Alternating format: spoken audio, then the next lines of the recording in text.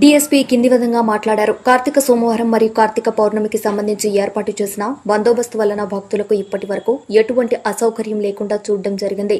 అదేవిధంగా 26/2/2025 తేదీన జరిగే మహాశివరాత్రికి సంబంధించి కోటప్పకొండ త్రికోటేశ్వర స్వామి తిరునాళ్లు రాష్ట్ర పండుగ కావున ఇప్పటి నుండే అన్ని ప్రణాళికలను ఏర్పాటు చేసుకుంటున్నట్లు తెలిపారు.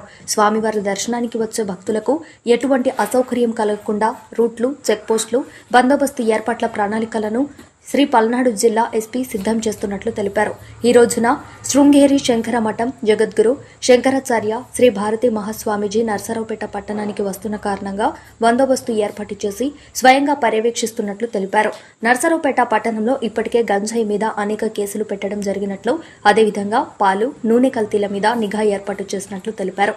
కల్తీ వ్యవహారాన్ని నిర్మూలించడానికి కృషి చేస్తున్నట్లు, దానికి గాను ప్రజల నుండి సహకారం ఉండాలని తెలిపారు.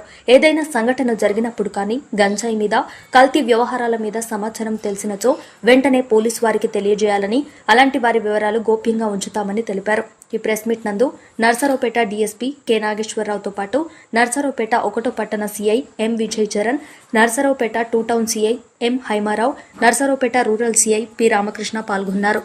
అందరికీ నమస్కారం. మరి మనకి కార్తీక పౌర్ణమి, కార్తీక సోమవారాల్లో ఒక పెద్ద బందోబస్తు మన కోటప్పకొండలో చేశాం.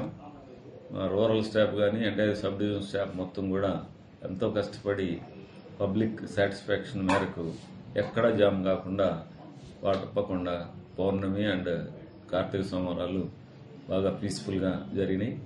అదేవిధంగా రాబోయే 26/2/25లో కూడా మనకు పెద్ద శివరాత్రి మహోత్సవం జరుగుద్ది. అది స్టేట్ వైడ్ పెద్ద పండుగ. దానికి కూడా అన్ని అరేంజ్మెంట్స్ ఎప్పటి నుంచో కూడా ఈ నర్సరావుపేట రూరల్ ఎస్ఐ అండ్ సిఐకి ఇన్స్ట్రక్షన్స్ ఇవ్వడం జరిగింది.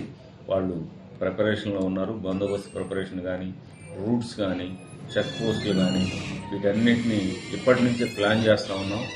రాబోయే 26/2/25 మరి ఈ యొక్క శివరాత్రికి అన్ని అరేంజ్మెంట్ చేసి గతంలో లాగా ఎక్కడ కూడా ఇబ్బంది ప్రజలకు కలగకుండా ప్లాన్ చేసి పీస్ఫుల్గా జరుపుతామని చెప్పేసి చెప్తా ఉన్నాం. అదేవిధంగా రేపు ఈ స్వామీజీ గారు వస్తున్నారు, పీఠాధిపతి. దానికి సంబంధించిన బందోబస్తు కూడా ఒకసారి మా సీఐలతో అంతా కూడా రివ్యూ చేసి ఆ బందోబస్తు అరేంజ్మెంట్స్ కూడా చూస్తూ ఉన్నాం. మరి అదేవిధంగా టౌన్లో కూడా ఇప్పటికే చాలాసార్ల ఈ గాంజా మీద ఈ యొక్క కేసులు పెట్టడం జరిగింది. ఇంకా కొన్ని అక్కడక్కడ ఈ పాల కల్తీ కానీ, నూనె కల్తీలు ఇవి ఇంకా మనకు రిపోర్ట్స్ వస్తూ ఉన్నాయి. వీటిపైన కూడా వర్కౌట్ చేయమని మా సిఐలకి, ఎస్ఐలకి ఇన్స్ట్రక్షన్స్ ఇవ్వడం జరిగింది. భవిష్యత్తులో మంచి రైడ్స్ కూడా చేసి ఈ యొక్క కల్తీ వ్యవహారాన్ని కూడా నిర్మూలించడానికి శాయశక్తితో ప్రయత్నిస్తామని మీ ద్వారా పబ్లిక్కి తెలియజేస్తా ఉన్నాం. అయితే ప్రజల నుంచి కూడా మాకు కొంత సమాచారం రావాలి.